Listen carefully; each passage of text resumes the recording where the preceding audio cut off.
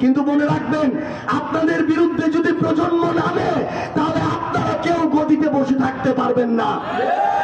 ভারতের বিজেপি বলতো যে ভারতের বিজেপির কোন মন্ত্রী নাকি কোনোদিন পদত্যাগ করে না, অথচ ককরোচ জনতা পার্টি শিক্ষার্থীদের আন্দোলনে মোদির মতো একজন ওই দেশের প্রধানমন্ত্রী রাত 2টার দিকে লাইভে আসতে বাধ্য হয়।